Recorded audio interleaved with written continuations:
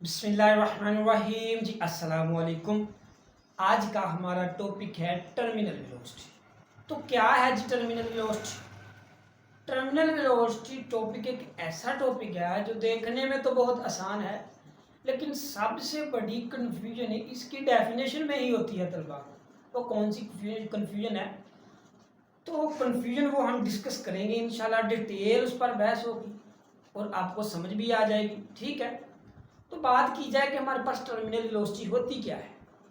तो एक ऑब्जेक्ट हमारे पास हो, अगर वो फ्लूइड में से बहे, ठीक है, फ्लूइड में से गुजरे, तो वो पहले तो उसकी वेलोसिटी मैक्सिमम हो, लेकिन बाद में उसकी वेलोसिटी कांस्टेंट हो जाए। तो ऐसा ऑब्जेक्ट जो मैक्सिमम से कांस्टेंट वेलोसिटी में गया, उसने जो वेलोसिटी अटेन की उसको कहते हैं टर्मिनल वेलोसिटी। अब बात की जाए फ्लूइड क्या होता है, तो बार बार हमने पढ़ा है जी फ्लूइड आपका दो चीज़ों से मिलकर बनता है, या कह लें कि इसमें दो चीज़ें होती हैं। आप एयर को भी फ्लूइड कह सकते हैं, आप गैसेज को भी फ्लूइड कह सकते हैं। ठीक है, अब हम चलते हैं इसकी डेफिनेशन की तरफ। तो डेफिनेशन क्या है जी? कहता है कि the maximum and constant velocity of an object falling vertically downward is called terminal velocity. भी आपके पास कोई ऑब्जेक्ट है, आपने किसी सर्टेन हाइट में से फेंका, कुछ ऐसा हुआ कि उसने मैक्सिमम वेलोसिटी अटेन की, कुछ ऐसा पॉइंट आ गया, उसकी वेलोसिटी क्या होगी? कांस्टेंट होगी। तो जो ऐसा आपके पास ऑब्जेक्ट होगा उसको क्या कहेंगे? उसकी वेलोसिटी को टर्मिनल वेलोसिटी कहेंगे। अब बात की जाए कि मैक्सिमम और कांस्टेंट वेलोसिटी कैसी होती है। हमने तो यही पढ़ा है कि मैक्सिमम वेलोसिटी होती है, अब कांस्टेंट वेलोसिटी का फंडामेंटल कहाँ से आ गया है? तो बात यह है कि जब आप किसी ऑब्जेक्ट को फेंकते हैं, ठीक है, मान लीजिए कि आपके पास, फिर बताता हूँ कि मान लीजिए आपके पास दो ऑब्जेक्ट हैं, एक रेस्ट में पड़ा हुआ है, एक मूव कर रहा है। ठीक है, तो हम जो रेस्ट में पड़ा होता है उसमें ये कहते हैं कि उस पर number of forces act on a zero, इसलिए हम इसलिए ये कह देते होते हैं कि उस पर जो नेट फोर्स एक्ट कर रही है वो जीरो है, इसलिए वो रेस्ट में है। तो इसका मतलब ये हुआ कि उस पर नेट फोर्स एक्ट कर रही है वो जीरो में है, इसका मतलब ये हुआ कि वो पहले ही रेस्ट में है। ठीक है, उस पर नेट फोर्स अमल कर रही है, एक अपवर्ड है, एक डाउनवर्ड है, एक वेट की फोर्स है, एक उस पर ऑपोजिट फोर्स लग रही है, एक ग्रेविटेशन फोर्स है। दोनों एक दूसरे को कैंसिल कर देती हैं, हम क्या देते हैं इसकी क्या होगी? फोर्स जीरो होगी। न्यूटन सेकंड लॉ ये कहता है कि फोर्स जीरो, एक्सेलरेशन जीरो। जब ये दोनों जीरो होगी तो हम तो कह देते हैं कि ऑब्जेक्ट हमारा जो है रेस्ट में पड़ा हो गया।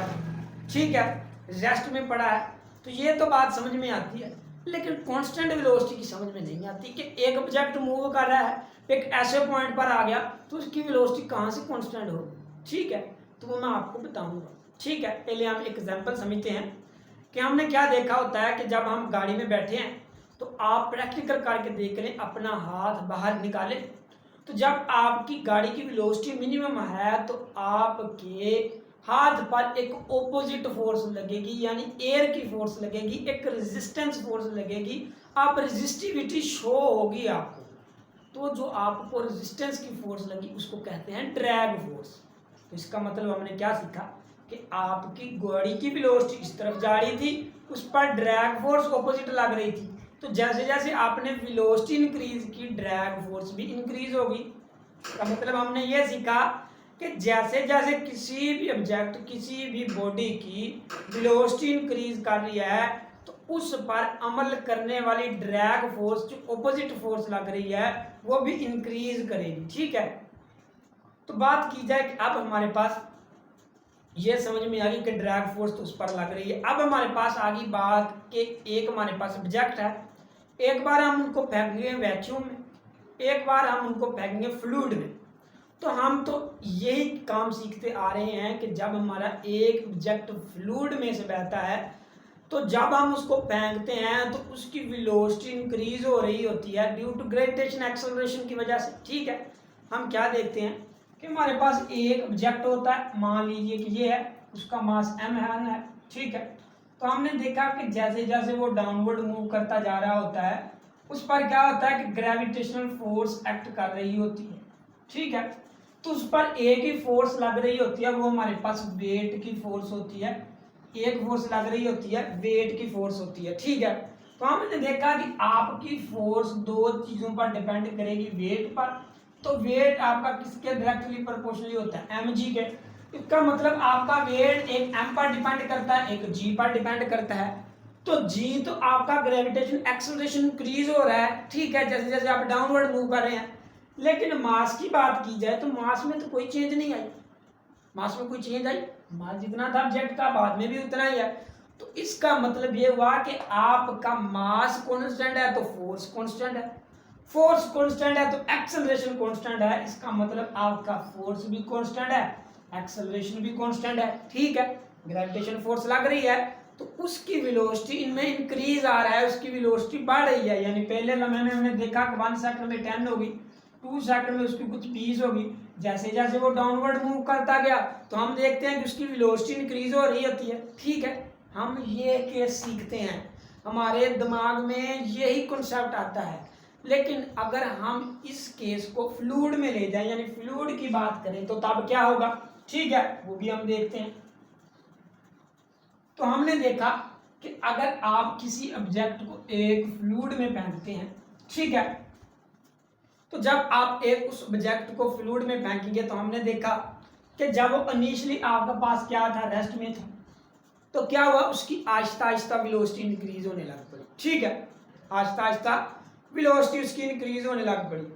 हमने देखा कि उसकी वेलोसिटी इंक्रीज हो रही है, तो इसका मतलब ये हुआ कि जब वो नीचे की तरफ आएगा एक फ्लूइड में से मैं आपको बताया कि फ्लूइड दो चीजों से मिलकर बनता है, एक एयर कह लें, गैसेज कह लें।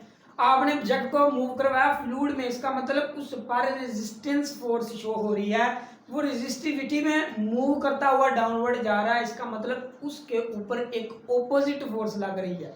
एक आपकी फोर्स है वेट की, वो तो डाउनवर्ड है। एक आपकी फोर्स लग रही है, वो कौन सी फोर्स है, वो ड्रैग फोर्स लग रही है, जो इसके ऑपोजिट फोर्स अमल कर रही है। माना कि पहले उसकी फोर्स एक डाउनवर्ड लग रही थी, एक उस पर ड्रैग फोर्स लग रही थी ऑपोजिट, ठीक है। तो हमारी जो ड्रैग फोर्स है वो किस पे डिपेंड करती है, वेलोसिटी पे। हमने देखा कि पहले हमारे ऑब्जेक्ट ये था तो उसकी वेलोसिटी हमारे पास थी इंक्रीजिंग, ठीक है, उसकी वेलोसिटी क्या थी, इंक्रीज थी, यानी उस पर ड्रैग फोर्स अमल कर रही थी, वो कम थी। बाद में हमने देखा तो फिर उसकी वेलोसिटी बढ़ी, थोड़ी सी इसकी वेलोसिटी कम होगी, लेकिन जो ड्रैग फोर्स हमारी बढ़ गई। फिर हमने देखा कि इसकी वेलोसिटी और बढ़ गई, ठीक है, और कम होगी, हमारी थोड़ी सी ड्रैग फोर्स और ज्यादा होगी। एक हमारे पास पॉइंट फिर आया जब आपकी वेलोसिटी ये वाली और ड्रैग फोर्स दोनों क्या हो जाती हैं, आपस में बराबर हो जाती हैं। यानी जिस तरह आपकी वेलोसिटी इंक्रीज हो रही थी, एक ऐसा पॉइंट भी आएगा जब आपकी वेलोसिटी और ड्रैग फोर्स दोनों बराबर हो जाएंगी। जब दोनों बराबर हो जाएंगी तो इसका मतलब उन पर नेट फोर्स जीरो होगी। वो कैसे होगी, एक डाउनवर्ड मूव कर रही है, एक अपवर्ड मूव कर रही है, दोनों ऑपोजिट डायरेक्शन में, दोनों में कैंसिल कर देंगी। तो इसका मतलब ये हुआ उस पर नेट फोर्स जीरो होगी। अगर उस पर नेट फोर्स जीरो होगी तो इसका मतलब उसका एक्सेलरेशन भी जीरो होगा, ठीक है। अब इस पर नेट फोर्स भी जीरो होगी, अब इस पर एक्सेलरेशन भी जीरो होगी, लेकिन अब इसकी वेलोसिटी कांस्टेंट होगी। वो कैसे हुई, क्योंकि जब हम ये कहते हैं कि किसी भी ऑब्जेक्ट पर अगर वो रेस्ट में पड़ा हुआ हो या कांस्टेंट वेलोसिटी से मूव कर रहा हो, उस पर नेट फोर्स जीरो हो जाए, तो इसका मतलब उसकी वेलोसिटी कांस्टेंट है। वो ऑब्जेक्ट हमारा रेस्ट में होता है, उसकी वेलोसिटी जीरो होती है, क्योंकि वो पहले ऑलरेडी ही रेस्ट में है, तो हम उसकी वेलोसिटी कहाँ से लाएंगे, तो उसकी वेलोसिटी पहले ही जीरो होती है। यानी जितनी उसके पास वेलोसिटी है उसको उस वेलोसिटी के साथ ही गुजारा करना पड़ेगा जब वो रेस्ट में होगा। लेकिन अगर हम बात करें इस ऑब्जेक्ट की, तो जब हमने देखा कि नेट फोर्स जीरो है, एक्सेलरेशन जीरो है, तो उसके पास जो वेलोसिटी होगी वो कांस्टेंट वेलोसिटी होगी। जितनी वो वेलोसिटी से ऊपर से नीचे मूव करता आ रहा था, इतनी वो वेलोसिटी के साथ नीचे की तरफ मूव करेगा। यानी जितनी उसके पास वेलोसिटी थी उसको उस वेलोसिटी के साथ ही गुजारा करना पड़ेगा। तो हम ये नहीं कह सकते कि कोई ऑब्जेक्ट रेस्ट में पड़ा है तो उस पर कोई वेलोसिटी नहीं है, उसकी वेलोसिटी होती है, लेकिन वो ऑलरेडी रेस्ट में है तो उसकी वेलोसिटी जीरो हो जाती है। हम ये कह देते हैं कि वो जीरो वेलोसिटी के साथ रेस्ट में पड़ा हुआ होता है। यानी वो रेस्ट में पड़ा है, तो जो उसके पास वेलोसिटी है जो जीरो है उसके साथ ही गुजारा करेगा। लेकिन अगर हमारे पास जब ऑब्जेक्ट मूव करता है, जब उस पर एक्सेलरेशन फोर्स जीरो हो जाती है, तो उसके पास एक वेलोसिटी होती है। उसके पास जो रेस्ट में था वेलोसिटी जीरो थी, लेकिन इसके पास भी एक वेलोसिटी है, वो कांस्टेंट वेलोसिटी है। वो जियोन सी उसके पास वेलोसिटी है, वो उस वेलोसिटी के साथ ही मूव करेगा, इसलिए उसकी वेलोसिटी कांस्टेंट हो जाती है। तो अब हम पढ़ते हैं कि डेफिनेशन क्या है। तो हमें ये कहता था कि द मैक्सिमम, पहले देखा कि वेलोसिटी इंक्रीज हो रही है, तो जैसे जैसे वेलोसिटी इंक्रीज हो रही है तो उस पर क्या हो रही है, जो उस पर जो जैसे जैसे आपकी वेलोसिटी इंक्रीज हो रही है, तो मैक्सिमम वेलोसिटी है ना, ऑब्जेक्ट आपने फेंका तो उस पर वेलोसिटी क्या है, इसकी मैक्सिमम है। तो कहता है कि the maximum and constant velocity, यहाँ पर इसकी वेलोसिटी मैक्सिमम थी, इस पॉइंट पर आया कांस्टेंट वेलोसिटी होगी। Constant velocity of an object freely falling, या सॉरी फॉलिंग, जब वो गिर रहा था vertically downward, is called terminal velocity. तो यही तो बात वो समझाना चाह रहा था कि आपके पास ऑब्जेक्ट है, पहले उसकी मैक्सिमम वेलोसिटी होती है, फिर उसकी क्या हो जाती है, आपकी कांस्टेंट वेलोसिटी हो जाती है। ऐसी वेलोसिटी को हम टर्मिनल वेलोसिटी कहते हैं। अब हमने क्या करना है, इसके लिए एक रिलेशन ड्राइव करना है। ये आपको कॉन्सेप्ट उम्मीद है समझ आ गई होगी। अब हम इसके लिए रिलेशन ड्राइव करते हैं, ठीक है। मान लीजिए कि आपके पास एक रेन का ड्रॉप है, यानी बारिश का कतरा है। तो वो बारिश का कतरा क्या है जी, आसमानों से मूव करता हुआ नीचे आ रहा है, ठीक है जी। ऐसे करके मूव करता हुआ नीचे आ रहा है। हमने देखा कि उस पर दो तरह की फोर्स एक्ट करेंगी, अभी अभी तो हमने पढ़ा कौन सी फोर्स, एक उस पर ड्रैग फोर्स एक्ट करेगी, एक उसकी वेट वाली फोर्स होगी। ड्रैग फोर्स इस तरफ होगी, ठीक है। ये हमारे पास जो रेन ड्रॉप है इसकी कौन सी शेप है, स्फेरिकल शेप है, ठीक है। स्फेरिकल शेप का ये होता है। तो हमने देखा कि आप पर एक ड्रैग फोर्स अपवर्ड मूव कर रही है, एक उस पर वेट है जो डाउनवर्ड मूव कर रहा है। तो हमने देखा कि हमारे इस ड्रॉप पर दो तरह की फोर्स हैं। कौन कौन सी फोर्स, एक आपके पास फोर्स आ गई आपकी वेट वाली फोर्स आ गई, माइनस आपके पास एक कौन सी आ गई, ड्रैग फोर्स आ गई, ठीक है। तो हमने देखा कि आपके पास फोर्स जो वेट वाली है mg के बराबर होती है, माइनस ड्रैग फोर्स आपके पास, माइनस क्यों लगाया, माइनस एक इसलिए लगाया, एक अपवर्ड था एक डाउनवर्ड था, एक दोनों ऑपोजिट में है, एक को नेगेटिव लेंगे एक को पॉजिटिव लेंगे, ठीक है। तो हमने देखा कि हमारे पास जो ड्रैग फोर्स होती है वो हमारे पास होती है ये, तो 30 आज लगा दिया, ये टर्मिनल वेलोसिटी है 6 ईटा पाई आर वी टी स्क्वायर, ठीक है। ये हमारे पास ड्रैग फोर्स होती है। एफ हमारे पास क्या होता है, एफ बराबर होता है एम ए, ये हमारे पास एम जी आ गया, ये हमारे पास आ गया 6 पाई आर टर्मिनल वेलोसिटी, ठीक है। अब हमने देखा कि जब आपका ऑब्जेक्ट मूव करता है तो उस पर क्या आता है कि उस पर एक्सेलरेशन कांस्टेंट हो जाता है ना, अभी अभी हमने बात की, जब उस पर फोर्स कांस्टेंट होगी तो आपका एक्सेलरेशन क्या होगा, एक्सेलरेशन कांस्टेंट होगा। इसका मतलब आपका एक्सेलरेशन क्या है, जीरो है। तो जब आप ए की जगह जीरो पुट करेंगे तो ये इसके साथ मल्टीप्लाई हो रहा है, जीरो हो जाएगा। तो हमारे पास एक्सप्रेशन क्या बचेगा, हमारे पास एक्सप्रेशन ये बचेगा, एम जी आपका इधर आ जाएगा, ये आपके पास बचेगा 6 पाई आर वी टी। तो हमने क्या निकालना है, टर्मिनल वेलोसिटी निकालनी है। तो टर्मिनल वेलोसिटी कैसे निकालें जी, आपके पास mg तो है, ठीक है। आप क्या कर दें, ये टर्मिनल वेलोसिटी है, इसको इधर क्या कर दें, डिवाइड कर दें 6 पाई आर, आपके पास विस्कोसिटी आ गई, और ये आपके पास टर्मिनल वेलोसिटी है, ठीक है। अब बात की जाए हमारे पास 6, ये भी कांस्टेंट, पाई ये भी कांस्टेंट 3.14 होता है। आर क्या है जी, ड्रॉपलेट का रेडियस है, जो हम क्या करेंगे, किसी भी स्फेरिकल शेप है, कभी आपको ड्रॉपलेट दे देगा कोई और चीज देगा, तो उसका रेडियस आपको मालूम होना चाहिए, वो आपको रेडियस बताएगा या मालूम होना चाहिए या आना चाहिए। अगर हमारे पास ये विस्कोसिटी की बात की जाए, ये भी कांस्टेंट है। जी की बात की जाए, ये ग्रेविटेशनल एक्सेलरेशन है, ये भी कांस्टेंट है। हमारे पास वेरिएबल कौन सा है, मास है, ठीक है। अब हम मास क्या है, मास कहाँ से निकालें, तो हमारे पास एक रिलेशन होता है कि आपकी डेंसिटी बराबर होती है मास पर यूनिट वॉल्यूम, ठीक है। हमने निकालना है मास, आपकी डेंसिटी आ जाएगी, यहाँ पर वॉल्यूम आ जाएगा, यहाँ पर मास आ जाएगा। अब वॉल्यूम, स्फेरिकल शेप का वॉल्यूम क्या होता है, तो स्फेरिकल शेप का जो वॉल्यूम हमारे पास होता है ना, वो होता है 4/3 पाई आर क्यूब। अब ये वाला एक्सप्रेशन यहाँ पर पुट कर दें तो हमारे पास क्या बचेगा, हमारे पास बचेगा 4/3 पाई आर क्यूब, और साथ आपके पास आ जाएंगे डेंसिटी। तो ये हमारे पास क्या आ गया, ये हमारे पास मास। अब इसको उठाना है, यहाँ पर पुट कर देना है, ठीक है। तो हम यहाँ पर इसको पुट करते हैं,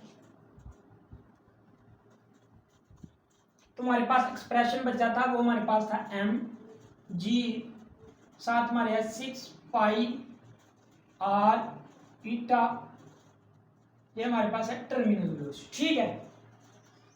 अब वैल्यू पुट करें मास की, एम हमारे पास क्या आ गया 4/3 आ गया, पाई आर क्यूब आ गया, साथ आपकी डेंसिटी आ गई, साथ आपका जी आ गया, ये हमारे पास आ गया 6 पाई आर ईटा आ गया, इसको ईटा भी कहते हैं, ठीक है। ये हम इसको सी आ गया। तो हमने देखा कि 3 हमारे पास क्या है, यहाँ पर नीचे आ जाएगा, ये हमारे पास ऊपर बनेगा 5 पाई आर क्यूब जी, ये हमारे पास आ जाएगा 3 × 6 पाई आर, ये और साथ आपके पास टर्मिनल वेलोसिटी आ जाएगा। जब आप 3 को 6 के साथ मल्टीप्लाई करेंगे, ये हमारे पास आ जाएगा 18, ये हमारे पास आ गया 80, ये हमारे पास आ गया पाई, ये हमारे पास आर आ गया, ये हमारे पास ईटा आ गया, ये हमारे पास आ गई टर्मिनल वेलोसिटी। अब हमने देखा कि ये हमारा इससे कैंसिल हो गया, एक आर इस आर से कैंसिल हो गया, और हमारे पास यहाँ पर 2 आ जाएगा और यहाँ पर 9 आ जाएगा, ठीक है। अब हम इसको लिखते हैं मजीद यहाँ पर। तो हमने देखा कि हमारे पास क्या बचा, हमारे पास बचा 2 आर स्क्वायर, 2 ये वाला, आर स्क्वायर ये वाला, ये हमारे पास डेंसिटी आ गया, ये हमारे पास जी आ गया, ठीक है। और नीचे हमारे पास आ गया 9 ईटा, ये हमारे पास क्या आ गया 9 ईटा आ गया, और यहाँ पर हमारे पास क्या आ गई टर्मिनल वेलोसिटी आ गई, ठीक है। अब हमने देखा कि हमारे पास जो 2 भी कॉन्स्टेंट है, पाई भी कॉन्स्टेंट है, और अपना डेंसिटी भी कॉन्स्टेंट है, जी भी आपके पास ग्रेविटेशन एक्सेलरेशन कॉन्स्टेंट है। अब आपके पास क्या है जी 9 भी कांस्टेंट है। अब ये आपके पास क्या है, ये आपकी विस्कोसिटी होती है, ये मटेरियल की नेचर पर डिपेंड करती है। मान लीजिए कि आपके पास वाटर है, एट 30 सेंटीग्रेड पर जो वाटर की विस्कोसिटी होती है वो हमारे पास होती है 0.801।